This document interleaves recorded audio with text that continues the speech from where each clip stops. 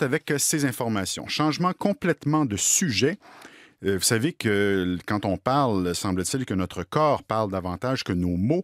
Et notre invitée, Annabelle Boyer, a la capacité de lire en nous, de décrypter en fait notre langage non-verbal. C'est le propre de la synergologie. C'est une science qui est née il y a une trentaine d'années, qui gagne ses lettres de noblesse. Je lis en vous, savez-vous lire en moi? C'est le titre de l'ouvrage qu'elle vient de rédiger et qui est publié chez Béliveau Éditeur. En plus d'être synergologue et auteur, Annabelle Boyer est consultante en développement organisationnel. Et elle est au bout du fil. Bonjour, Mme Boyer. Bonjour. C'est vrai que c'est une science relativement récente que la synergologie. Oui, ça existe depuis 30-35 ans environ, là. Et ça a été fondé par Philippe Turchet, c'est ça? Exactement. En fait, il existait déjà des études sur le langage non-verbal dans plusieurs disciplines, mais ça n'avait pas été, ça n'avait pas été colligé et mis ensemble, toutes ces informations-là. Exactement. En fait, on a vu, même Darwin avait émis certaines hypothèses selon lesquelles les émotions étaient universelles. Donc, peu importe de quel pays on vient, on vit les mêmes émotions et ça se traduit de la même façon dans le corps. Donc, il y a eu plusieurs études qui ont été faites un peu partout à travers le monde, mais comme vous dites, qui n'avaient pas été rassemblées là, par une personne pour être justement étudiées là, dans l'ensemble. Donc, et c'était une de mes questions, que l'on soit chinois, ivoirien ou québécois, quand on est en colère, par exemple, si on a une colère contenue, on va manifester les mêmes signes. Exactement, parce que le cerveau fonctionne de la même façon, est constitué de la même façon. Donc, on a 3 couches de cerveau, que ce soit le cerveau reptilien, le cerveau limbique, le cerveau cortical.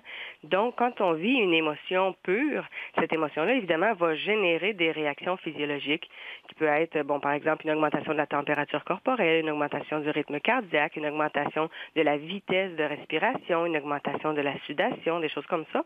Donc, les réactions sont les mêmes parce que le cerveau fonctionne de la même façon, qu'on soit au Brésil, au Sénégal ou ici, ça va être le même fonctionnement du cerveau. Là où c'est un peu plus compliqué, c'est que généralement, on a plusieurs émotions ou plusieurs pulsions qui vont se mêler et qui vont venir à ce moment-là toutes interagir entre elles. C'est ça qui devient un peu plus compliqué pour les interpréter.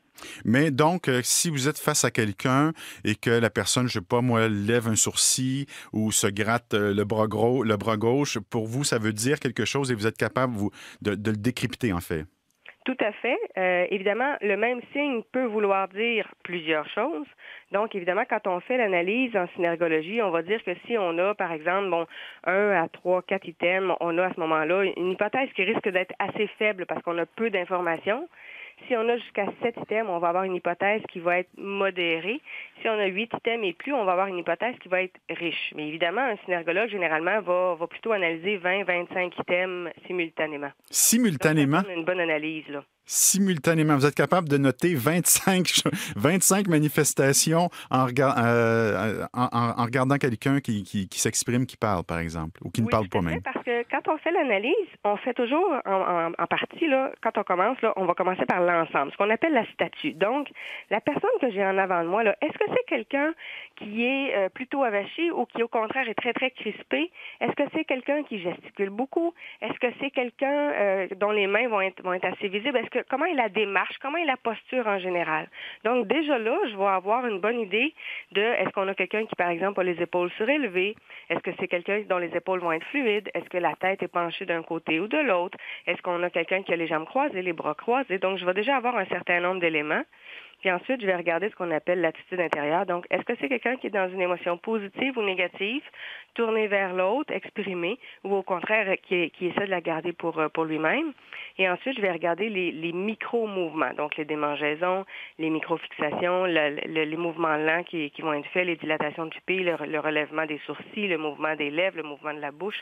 Donc, je regarde vraiment un ensemble d'éléments, mais déjà, en regardant la personne, je vais déjà me faire une idée dans la façon qu'elle est assise ou dans la façon qu'elle marche. Ça doit être assez stressant. Vous rencontrez, vous? Disons qu'il y en a. Ça peut être intimidant pour certains, ce qui fait que généralement, je m'arrange pour détendre l'atmosphère assez rapidement. Il y a beaucoup de gens qui sont très curieux, qui veulent savoir comment ça fonctionne. Donc, je prends le temps d'expliquer les fondements scientifiques, je prends le temps d'expliquer comment on analyse quelqu'un. Et ensuite, souvent, je vais rire de mon propre non-verbal. Fait que ça vient détendre un peu. Mais est-ce que c'est une science exacte? Est-ce que ça peut vous arriver de vous tromper? Je ne sais pas, moi, si quelqu'un a des démangeaisons, ça peut être aussi simplement parce que ça lui pique, finalement, là.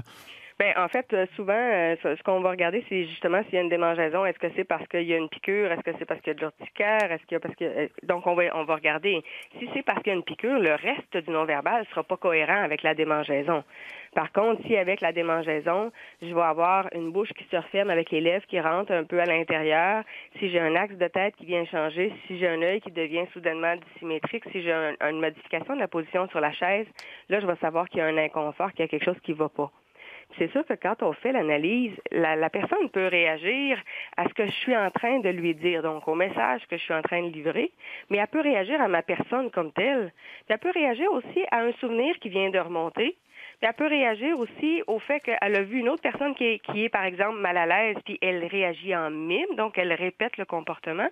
Puis elle peut réagir aussi à un malaise qu'elle ressent. Donc, quand je fais l'analyse, je sais que j'ai 5 angles différents que je dois observer. Donc, généralement, je vais poser beaucoup de questions, je vais écouter énormément et je vais, à ce moment-là, me faire une idée un peu plus juste de ce qui se passe. Oh. C'est sûr qu'il y a des gens qui, par exemple, sont d'excellents menteurs. Oui. Alors, quand on fait l'analyse d'un mensonge, quand on peut nous-mêmes poser directement les questions, évidemment, on va en poser beaucoup, puis on va poser des questions auxquelles les gens ne s'attendent pas pour voir dans une situation de spontanéité qu'est-ce qui se démarque, qu'est-ce qui ressort. Évidemment, on va faire attention à notre non-verbal parce que notre non-verbal va influencer celui de l'autre. Si moi, je suis crispée, stressée, en mode vigilance, je vais influencer automatiquement l'autre personne qui va se mettre dans le même mode que moi. Si je suis plus détendue, l'autre personne va l'être aussi. C'est sûr que si j'ai des doutes, je vais poser plus de questions et je vais essayer à ce moment-là d'identifier les horizons de sens. Ça va être des analyses qui vont être plus générales, tant et aussi longtemps que j'ai pas suffisamment d'éléments pour avoir une hypothèse la plus solide possible. On le disait, c'est une science qui est relativement jeune, mais je pense qu'elle est de plus en plus utilisée, notamment en justice. Ben oui, il y a eu, entre autres, un procès en Espagne au printemps où le juge a fait appel à un synergologue et a été très, très épaté des résultats que ça a donné. Puis il était très surpris que ça soit pas plus utilisé que ça. Ici, au Québec, on a Christine Gagnon qui a déjà donné des sessions de formation à une trentaine de juges et à l'armée, à des gens de la GRC. Et on a 15 policiers du SPVM qui vont terminer la formation au mois de novembre aussi. Donc, c'est de plus en plus utilisé, là. Et vous-même, à quelle fin l'utilisez-vous? Parce que je disais, vous êtes consultante en développement organisationnel, donc on fait appel à vos services pour quelles raisons? Qui sont vos clients? Bien, en fait, on va faire appel à moi, par exemple, pour une entrevue d'embauche. Quand ça fait plusieurs fois qu'on essaye de combler un poste et que ça donne pas de bons résultats et on veut voir, en entrevue, qu'est-ce on n'a pas réussi à déceler. On va faire surtout appel à moi pour quand il y a des conflits entre les employés puis que ça va pas bien du tout et qu'on voudrait une formation puis on voudrait bien comprendre ce qui se passe et qui est en gang, en clique avec qui est rejeté, qui est solitaire, qu'est-ce qui se passe réellement. Et là où ça devient vraiment très, très intéressant, c'est entre autres en coaching. Parce que en coaching de gestionnaire ou d'employé, souvent par la synergologie, on va aller plus rapidement, directement au but. On va réussir à établir un lien de confiance très, très, très, très, très rapidement, encore une fois.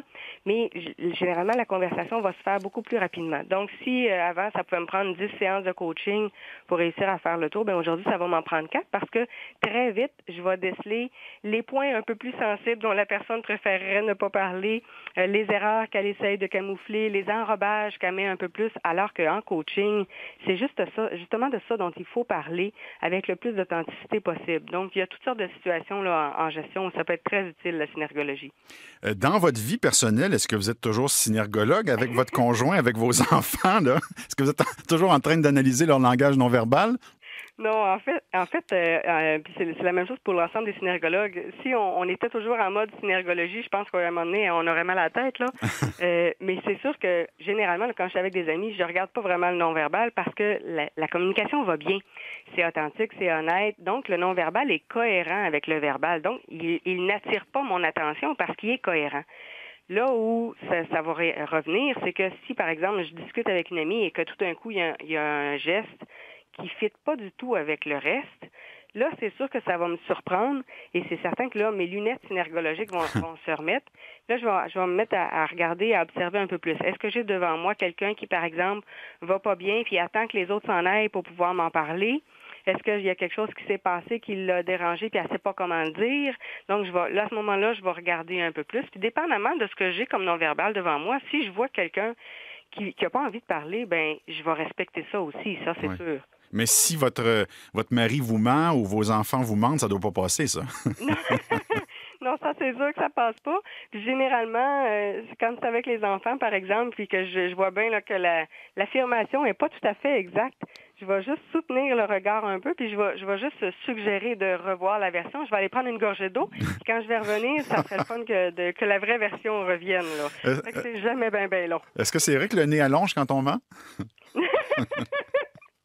Non, mais par contre, on sait que quand il y a un mensonge, il y a une augmentation de l'afflux sanguin autour du nez. Donc, ça fait partie là, du mythe de Pinocchio. Et en terminant, Annabelle Boyer, c'est pas, à la différence de la psychologie, par exemple, la synergologie s'intéresse pas, disons, à la psyché, là, aux motivations profondes qui expliquent tel ou tel comportement. C'est de l'analyse du langage non-verbal, point, en fait. Oui, exactement. Parce que, par exemple, si on a quelqu'un qui arrive sur les lieux d'un accident, il y a des gens qui vont, par exemple, figer sur place, il y en a d'autres qui vont sauver, il y en a d'autres qui vont aller aider. Ça, c'est de la psychologie. La réaction, le comportement, le mécanisme de défense, ça, c'est de la psychologie. Moi, ce que je vais vouloir regarder, c'est la personne qui est en avant de moi. Est-ce que c'est de la colère qu'elle éprouve? Puis en arrière de la colère, qu'est-ce que c'est? Est-ce qu'il y a du mépris? Est-ce qu'il y a du dégoût? Est-ce qu'il y a de la tristesse? Est-ce qu'il y a de la déception? Quelle est l'émotion ou la pulsion ou la pensée ou l'état corporel dans lequel est la personne? C'est ça que je vais regarder. Ensuite, si par exemple, je me rends compte qu'on a quelqu'un qui a l'air, qui a des signes de dégoût envers lui-même, par exemple, bien là, à ce moment-là, on va essayer de le nommer, de le verbaliser. Puis à ce moment-là, il y a un travail psychologique avec un psychologue, avec un professionnel qui peut, à ce moment-là, s'opérer. Mais moi, mon travail, c'est d'identifier quelle est l'émotion, quelle est la pulsion, quelle est la pensée de la personne, quel est son état, pour en venir à avoir une communication qui est la plus authentique possible. Je lis en vous, savez-vous lire en moi, Synergologie, analyse du non-verbal, publié chez Béliveau et écrit par Annabelle Boyer. Vous êtes une femme très convaincante et je peux dire ce que je veux parce que vous n'êtes pas en face de moi, donc vous ne me voyez pas. Merci beaucoup d'avoir pris le temps de nous parler, Mme Boyer. Bien, merci à vous. Au revoir. Au revoir. Et on se laisse sur un extrait de la trame sonore du film Amsterdam qui est en salle de